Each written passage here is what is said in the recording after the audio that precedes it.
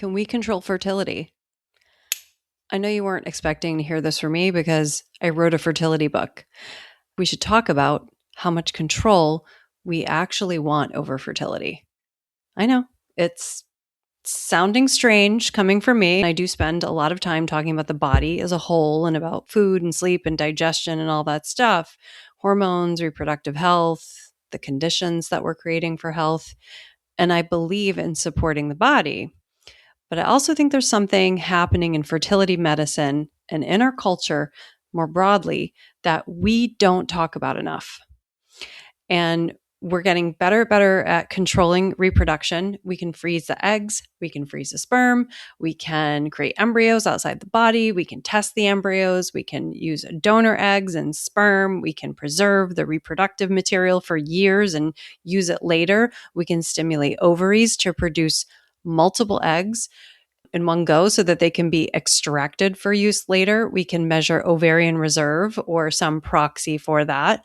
And we can analyze the sperm count, the motility, the morphology, and the shape and how the sperm is shaped. And we can learn about the genetics that this particular material would have. And we can learn about this more than any generation that has come before us. And some of this, no, all of this is extraordinary. It's without a doubt extraordinary. And some of it, and I've seen it and I've been a part of it, has given people possibilities that just simply did not exist before in other times of life. But here's what I'm wondering. What happens to us when we start believing that because we can measure something, we can control it? What happens if we start believing that because we can control more of this process, then we should be able to control more of the outcome? Because those are not the same thing. And science fiction has been thinking about this problem for almost a century. Long before we had egg freezing, way before we had IVF, long before genetic testing, there were writers who were imagining worlds where human beings had figured out how to control reproduction. Yes, it's been going on for a long time. And some of these worlds that these writers wrote about look remarkably familiar. Okay. So today I want to take you into a few of them. We're going to talk about Brave New World. We're going to talk about the film Gattaca.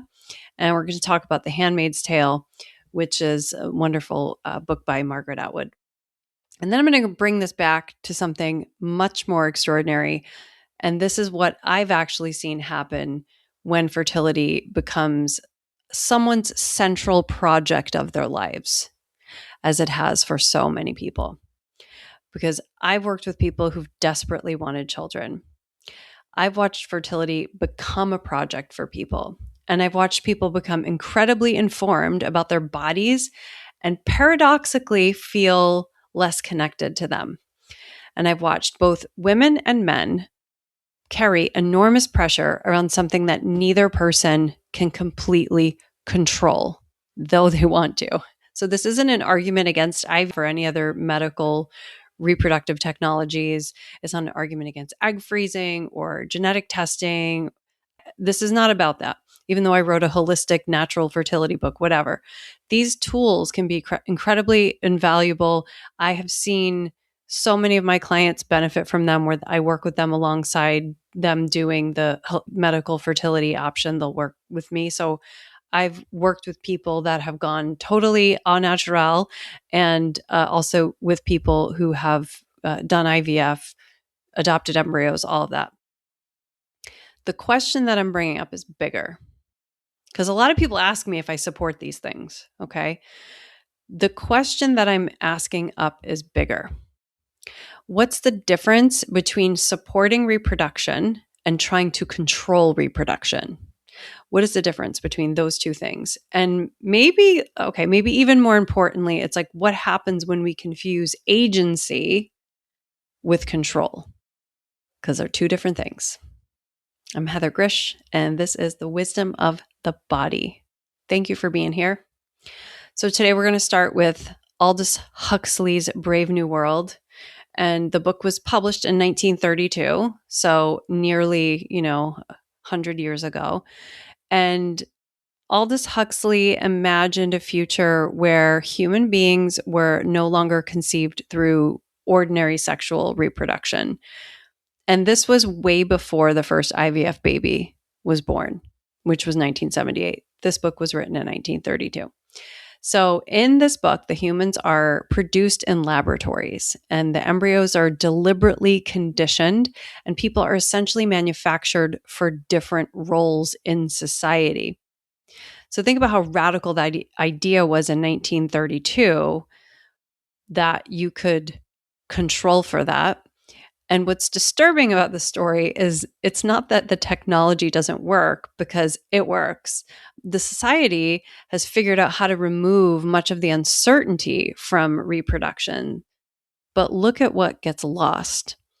People are not simply born, they are designed for a purpose. And that raises a question that I think we're going to have to wrestle with more and more in the future, because we have to figure out at what point the helping create a healthy child becomes designing a child.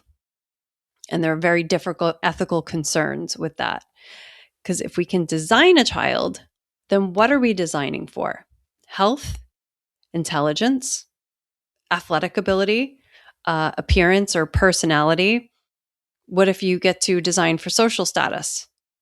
And then who gets to decide what counts as better? And I think that's where science fiction becomes very useful for us as a study tool, because controlling who gets to reproduce, that's very interesting. And controlling who gets to reproduce and how they reproduce can sometimes lead to something called eugenics. And you might know who famously used eugenics. That was the Nazis, okay?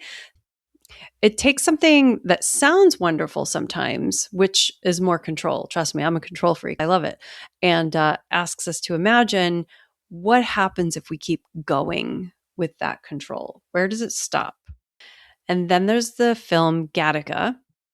So in Gattaca, the reproductive technology has become sophisticated enough that people can be evaluated according to their genetic potential. So the genetic technology is so sophisticated, and your biology begins to determine how society sees you. And the problem with that is that there's a probability starts to become a prediction about, this is your genetic makeup and this is basically what you can do in life and society. So probability becomes prediction, and then that prediction becomes a judgment or a conclusion about what you are able to do. And then that judgment becomes a limitation in what you're able to do in your life, and limitation of what we believe is possible for people. And that's really interesting when we think about reproductive medicine today, because we can learn things about embryos. We can identify certain genetic conditions. We can learn things about eggs and sperm. And this information is incredibly useful because it prevents many people from having babies that carry either a very serious disease risk or actual disease that then that parent has to be the parent of for that sick and diseased child the rest of their life. So it eliminates some of that. But information about biology, it's not the same thing as knowing a human being, because risk and actual how something plays out in reality are not always the same thing.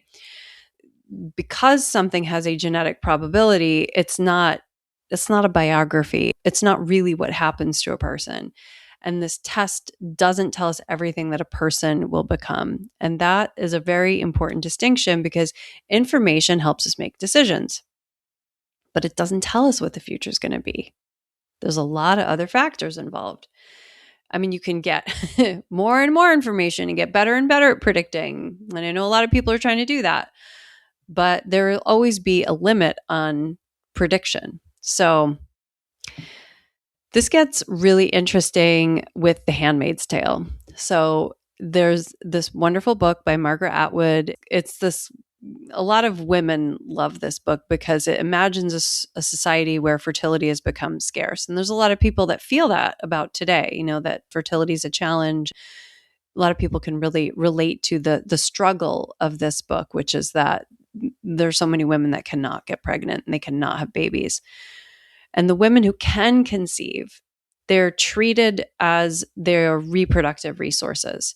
Their bodies are controlled by the state. Literally, one of the major components of the government in this particular story, which is a future government, there's no more United States, or it's this new state called Gilead. And their bodies, the ones who can reproduce, they're controlled by the state. Okay. So if they can reproduce, they are part of the group of women who are going to give birth to babies. And that when the woman can do that, she becomes secondary to what the body can accomplish. She's kind of like a farm animal, and her reproductive capacity becomes her value. And obviously, I'm not trying to say that modern fertility medicine is like the state, like the government in this particular sci-fi novel. The government's called Gilead. That's the evil government of The Handmaid's Tale. I'm not saying that modern medicine is like Gilead. I'm not suggesting that. It's, again, science fiction is so cool. Speculative fiction and science fiction are so cool because they give you this new place to start thinking about what might happen differently in this world. And you have fewer things to compare it to because it's not the same world that you live in. So it can give you a fresher perspective on how to see things. So there's a much softer psychological version of what's here that I've seen in my practice. Okay. So a woman can begin to experience her entire identity through the question, can my body produce a baby? And suddenly everything becomes about fertility. And it gets really serious, I think, for women that have had trouble and also for older women. This is like zoom, narrow focus. We get just narrowly focused on it. She wants to know about her periods, her hormones, her ovarian reserve, her follicles, age, diet, supplements, sleep, and then there's a test every month, right? There's a referendum every month on whether her body has succeeded or failed that month. And it can make a lot of people think that their fertility is equal to their worth. It's a really difficult process. And I'm going to also say this applies to men too, because we think that fertility is just a woman's journey, but it's not. It's also a man's journey because a man's sperm count, they have trouble. The sperm counts have declined a very, very significant percentage since the 1970s. A man's sperm count, it's not a measure of his masculinity or anything like that. His fertility, just like a woman's fertility, these are not measures of a person's worth. But we often feel that way. We often feel that our ovarian reserve, if it's lower than we want it to be or where it's supposed to be at our age, according to norms, then, it's like it's a measure of our femininity or our youth. And we want to make sure that we have all of the capabilities and all of the parts and possibilities available to us. And we have these ways to measure that according to norms. But we have to be able to separate biology and testing and things like that from what actually happens in real life. Even if the numbers say, okay, you're more likely to have this happen to you or whatever, there's always reality of what actually happens. And I've seen some pretty amazing things happen. There's another part of this conversation that often gets overlooked. Again, I wrote a whole fertility book about preparing for conception naturally. So if you want to learn more about that, you can read my book. I'm not going to go into all the topics on that book. Mainly, I wanted to talk about science fiction, right? And how it shows us things about controlling fertility. Just some things to contemplate, because I wonder, where are we going with this? Where is this going long term? Reproduction is not a woman's problem. Let's start there. It takes genetic material from two people, man, woman, male, female. I'm going to use the biological terms. And what's super interesting is that fertility conversations are overwhelmingly focused on women, right? So her age and her eggs and her ovarian reserve and her hormones, her cycle, her body. And it's super fascinating because sometimes the men don't even think, well, I should go get my sperm tested. But sperm is a biological tissue. The sperm count matters. Yes, the motility matters, the morphology matters, and sperm parameters can be affected by age and health and lifestyle, environmental exposures, all the same things that affect a female. So when we're talking about controlling reproduction, we're not talking about controlling one person's biology. We didn't have a special class in The Handmaid's Tale. There wasn't a separate group of men that had the best sperm. Maybe we should write that science fiction story next. Margaret, if you're listening, can you do a part 2 of this or some other version of this that has a group of men? There's a class of men with the best sperm that are used for reproduction. That would be fun to see.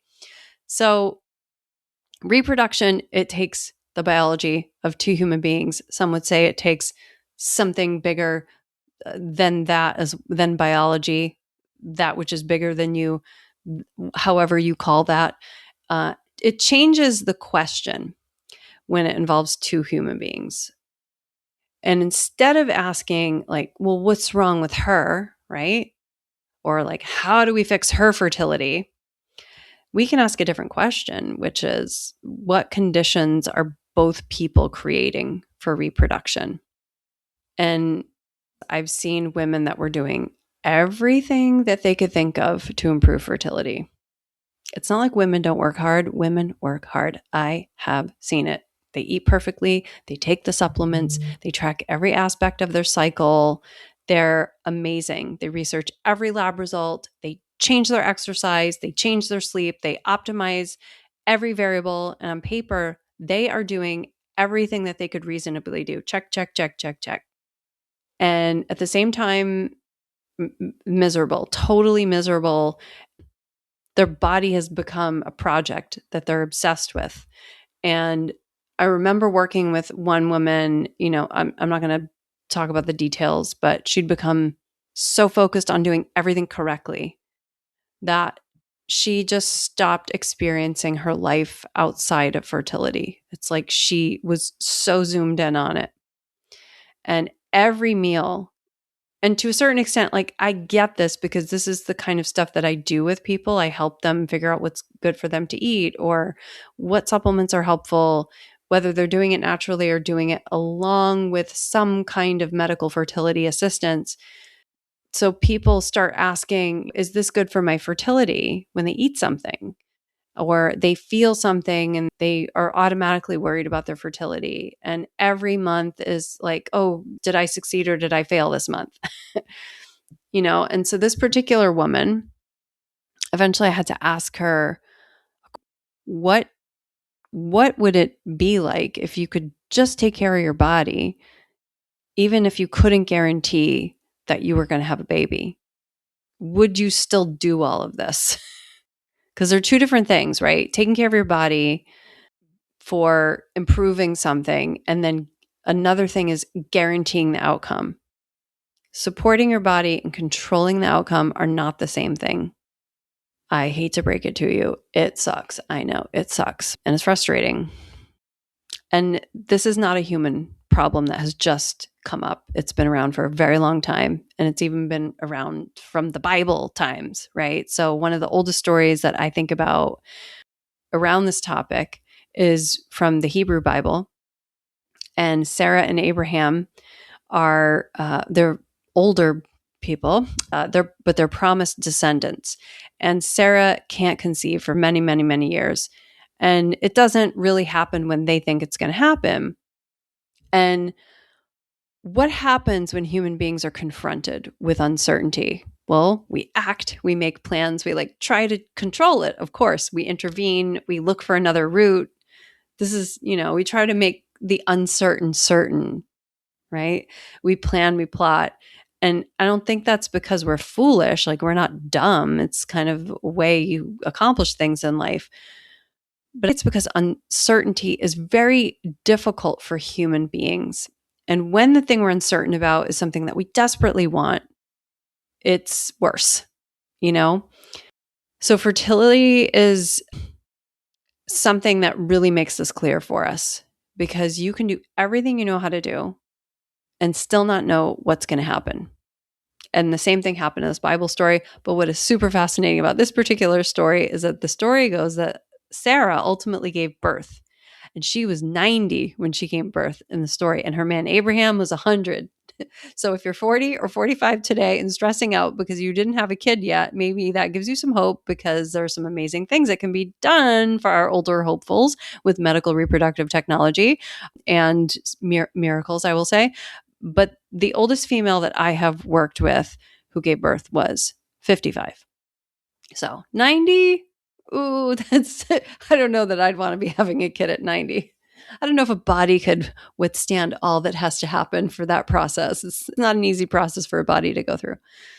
But here's where I think Ayurveda does something genuinely interesting, because traditional Ayurveda, which is holistic medicine from India that I studied, it doesn't treat fertility as like this isolated thing. And it doesn't begin with, well, what's the fertility herb? Because it's so contextual.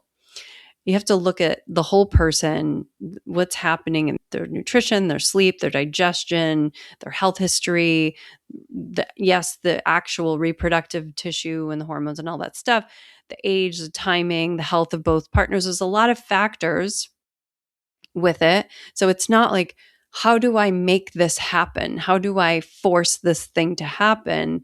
It's closer to, what are the conditions that support healthy reproduction? How do I create those conditions that support healthy reproduction?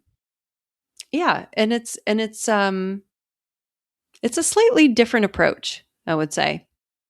There's a difference in those two questions, because you can influence conditions, you can support, you can address disease, you can nourish yourself, you can make changes, you can use the medical technology as well, you can make thoughtful decisions, but you cannot command biology. Unfortunately, even people that go through medical technology procedures, sometimes it doesn't work. No one wants to hear this, I know that. And if you've been through this process, you know you've heard it. And I think this is the most important distinction of everything I've said today, is that agency, what you can do, the choices that you can make, that agency is not the same as control. Agency is, I can make the choices, and control is, I can determine the outcome. And it's that epic battle between fate and free will and surrender and effort. And it's a perennial battle. We absolutely have agency. We can decide whether to pursue IVF or freeze eggs or freeze sperm or seek medical evaluation or change our diet or exercise or sleep. These choices, these decisions, we can address our health problems. We can decide whether or not we want to become parents. Some people don't.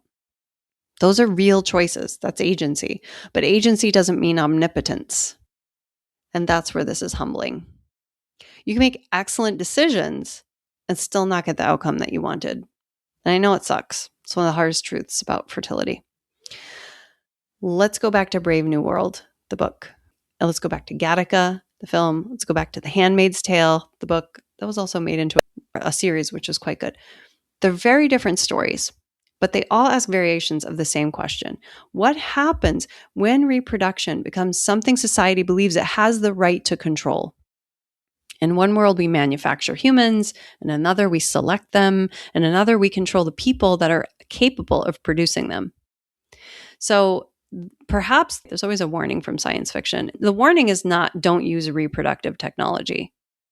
Perhaps it's, don't confuse technological power with wisdom, because technology can give us more choices, but the choices don't automatically make us wiser, and more information doesn't automatically make us calmer. Sometimes it can make us more stressed out. More control doesn't automatically make us freer. Sometimes it gives us more responsibility or more anxiety, and more opportunities to blame ourselves when our biology doesn't cooperate. And this is where I come back to the body. The body's not a machine that's waiting for us to discover the correct settings to make it work right. It's alive, it's adaptive, it's responsive, it changes with age, it changes with the seasons, it changes with pregnancy, it changes after pregnancy, it changes through menopause, different hormonal stages of life, it changes through grief, love, loss, illness, changes what the body does. It changes. And perhaps the goal is not to control every aspect of that change. Maybe the goal is to become more skillful at knowing what I can influence, what I should influence, and what do I need to accept? What do I need to accept? So, can we control fertility? In some ways, what do you think, right? As we've gone through this, your own experience, in some ways, yes, we have more tools than human beings have ever had at any other point in history. We can measure more, preserve more, test more. We can intervene more.